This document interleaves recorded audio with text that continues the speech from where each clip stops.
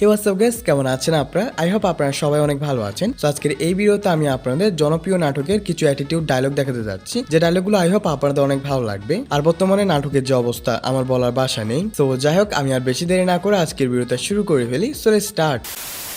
So guys, video প্রথমে রয়েছে মার্জুক রাসেল অর্থাৎ ব্যাচেলর পয়েন্ট নাটকের পাশাপাশি তার কিছু অ্যাটিটিউড ডায়লগ দেখে আপনাদের। আমার যদি 1 ঘন্টার লেগে থানার বারান্দায় যাইতে হয়, আমি ওরে 1 বছর হাসপাতালের ফ্লোরে রাখবো।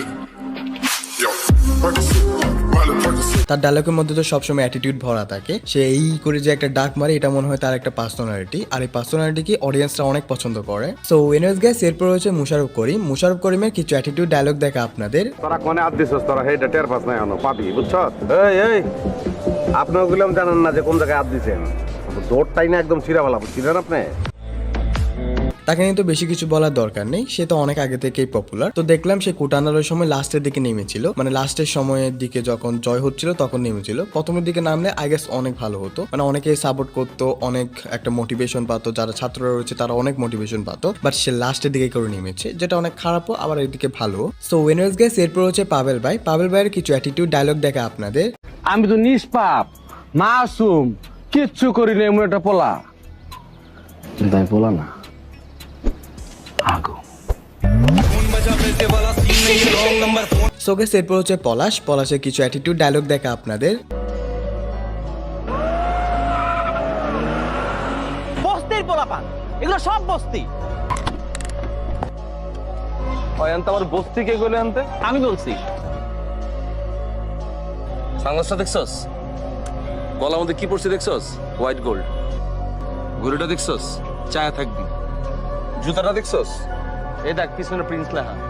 গাড়িটা দেখছস? এই সব চাপতো। তোর মতো পোলারে 10 বার সেল করে দিলেও এরকম একটা গাড়ি কিনতে পারবি না তুই।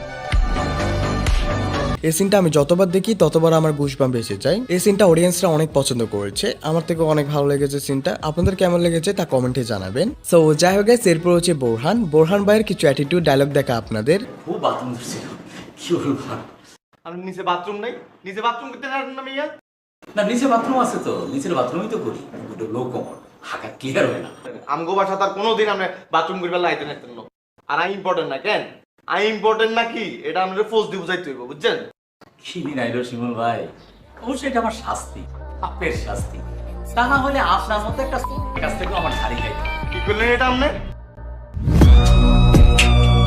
আর ব্যাচেলর পয়েন্টের শেষের দিকে বোরহান ভাই যে খেলাটা দেখাচ্ছে সেটা কল্পনার বাইরে ছিল। সো যাই হোক গাইস, এরপর হচ্ছে নিশু। নিশুর কিছু অ্যাটিটিউড ডায়লগ দেখা আপনাদের। রান্না পারফেক্ট করার জন্য মাংসের পিসগুলো পারফেক্ট হতে হয়।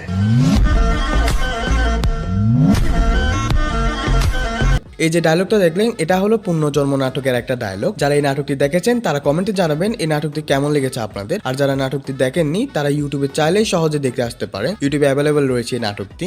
নিশু ভাইকে আপনাদের কেমন লাগে তা কমেন্টে জানাবেন। আমার থেকে তো ভালোই লাগে। নিশু আর অপূর্ব এই দুজনকে আমার অনেক ভালো লাগে। আগে আমি মনে করতাম এই দুজন মানুষ একজন, বাট তারপর বুঝতে পারলাম যে না, তারা দুজন আলাদা আলাদা মানুষ। আপনাদেরও কি এরকম মনে হয়েছিল তা কমেন্টে জানাবেন। সো গাইস, এরপর হচ্ছে মুশফিক আর ফারহান। তার কিছু অ্যাটিটিউড ডায়লগ দেখা আপনাদের। রেহাডমের পোলা, হ্যাঁ একটা পরে বইয়া গেলি? আরে বাবা, জাতি সারার মধ্যে ফোস করে। এই তুই অঙ্গনের পড়াশোনা বন্ধ করছিস কেন? অঙ্গন এক্সাম শেষ করবে, তারপরে তুই ওর মতামত নিয়ে বিয়ে করবি। এটা তোর ফার্স্ট আর লাস্ট ওয়ান। জায়গায় শুট করে দেবো।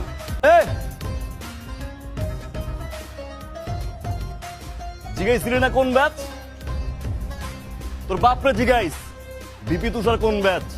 তার নাটকগুলো আমার অনেক ভালো লাগে। ফারহান ভাইয়ের অ্যাক্টিং গুলো আসলেই অনেক ভালো হয়ে থাকে। নিশু ভাই আর অপূর্ব ভাইয়ের নাটকের পরে মুশফিক আর ফারহানের নাটকগুলো আমার অনেক ভালো লাগে। সো গাইস, ভিডিও শেষে রয়েছে আমার একজন favourite influencer Omar on fire. তার কিছু অ্যাটিটিউড ডায়লগ দেখা আপনাদের। আমাকে শুধু তারাই বেদব বলে, আমার কথা যাদের একদম জায়গা মতো লাগে। ওমর ভাইকে আমার অনেক ভালো লাগে। রিসেন্টলি দেখলাম ওমর ভাই বউ ব্যবসা নিয়ে একটা ভিডিও বানাইছে, যেটা অনেক ফানি ছিল। আমার থেকে তো অনেক ভালো লেগেছে। ওমর ভাইকে আসলে আমার অনেক ভালো লাগে। আপনারা কারা কারা ওমর ভাইকে পছন্দ করেন তা কমেন্টে জানাবেন। আমি কোনো কিছু জানতে চাইলে কখনো মিথ্যা বইল না,